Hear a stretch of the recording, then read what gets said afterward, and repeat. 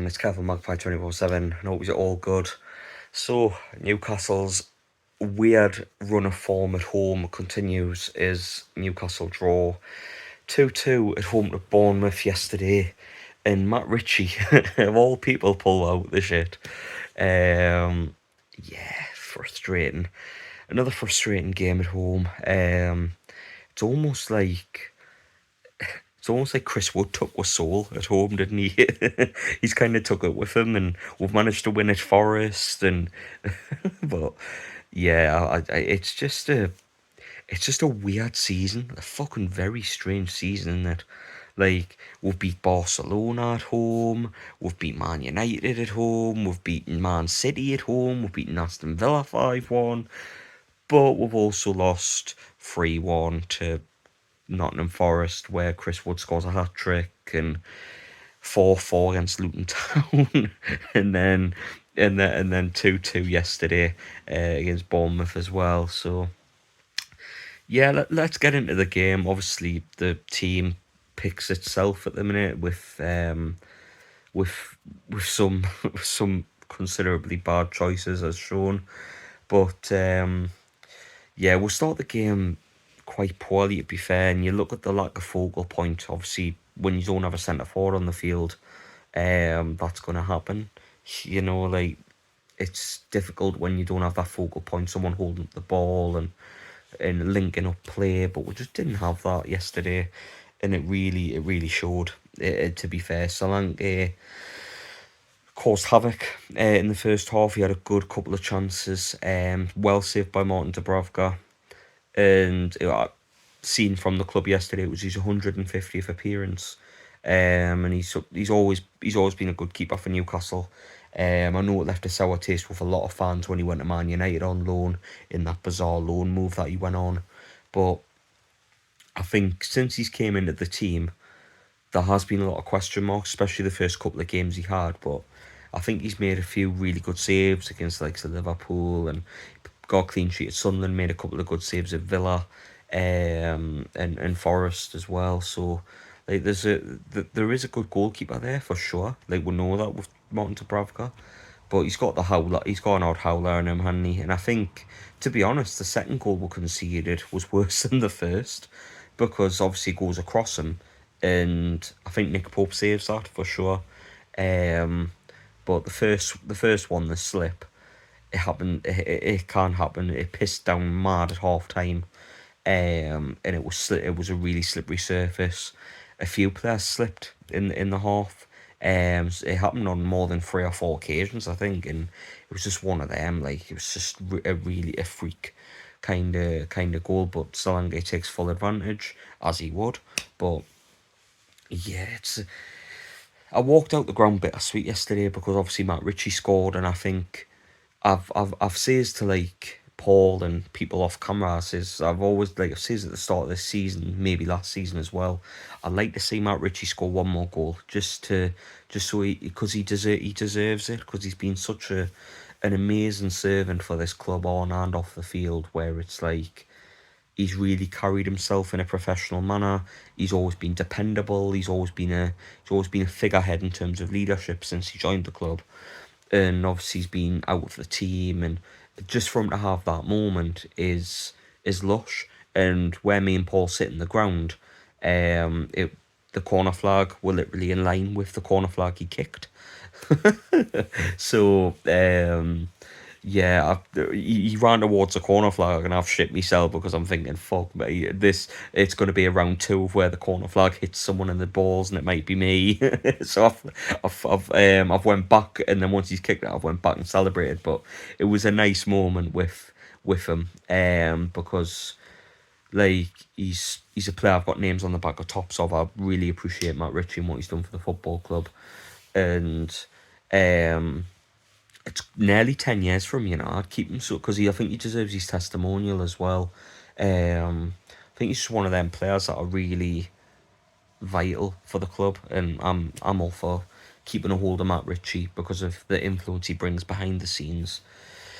But the reason I felt bittersweet is because of how fucking bad we were yesterday again. I just feel like we're not learning our lessons, and like, because I think when it's one or two mistakes, you can put it down to the individual.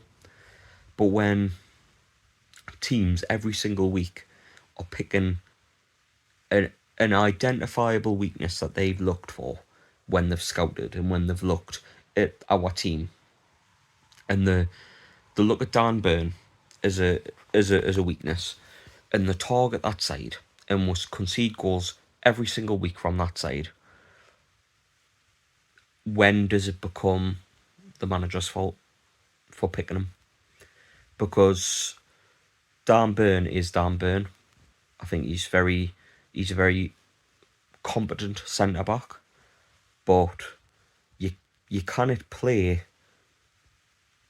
a centre back at left back when you've paid 70 million combined for Livramento and Lewis Hall, who can play left back, and their fullbacks. That's their bread and butter. But Dan Burn, who's a centre back, plays at left back. And we've got to remember why Dan Burn was put at left back in the first place. Matt Target got an injury. Dan Burn filled in at left back. We went on an amazing run of form where we went unbeaten until unbeaten, like, and only Liverpool beat we in that season. And fair enough, in that period of time, we're excellent.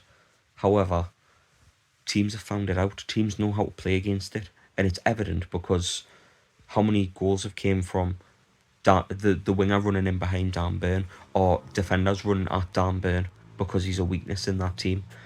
And I think once or twice you can put it down to the defender, but when it's happening week after week after week after week, and you've got alternatives, like, you cannot blame the individual every single fucking week. Like, as frustrating as it is, it's more frustrating when you see the team sheet and lessons aren't being learned because they've got a quick winger. He scored yesterday, great goal. However, it just seems to be a repeat. They had a Langa at Forest last week. They had Bailey the week before at Villa, and yes, we won those games, but there was still a target of what they were looking to do, and that's targeting Dan Burn because of his lack of pace. And if fans can see that, like, how the fuck can't they? And I get it, right? They want to go into a back three off the ball and Trippier pushes forward, and I get it. But we're conceding too many goals, and that's where it needs to change. And don't get us wrong, I know when you criticise Eddie Howe, caveat's got to come with it, and he does deserve the support. And I'm not Eddie Howe out or anything like that. I'm very calm and like, it's talking like coherently. I'm not like just babbling shit. You know what I'm, well, probably, but you know what I mean. It's like, for me, I just feel like, why isn't there any fucking changes when it's clear as day that Dan Burn, if he's up against a fast winger, is going to struggle, and he's going to really struggle, and it's baffling to me. Like, it's a game Newcastle should have won yesterday because we've been needing a win at home. We haven't won since mid-December when we played Fulham with 10 men at home.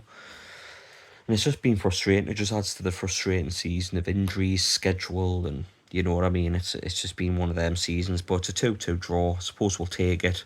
Obviously, with results going against us over the weekend, I feel Man United winning in particular, Brighton winning, it seems that the top 7 is very much the where they're aiming for. So yeah, that's that it just seems to be it just adding to the frustrating season. But yeah, we'll move on. Obviously, Arsenal next week, and I hate to think what social media will be like if Dan Burn's on the team sheet. I don't want to just dig out Dan Burn because obviously I think Almiron's made a few mistakes in the last couple of games. I had an amazing chance to play through Barnes and Gordon for a easy chance at goal.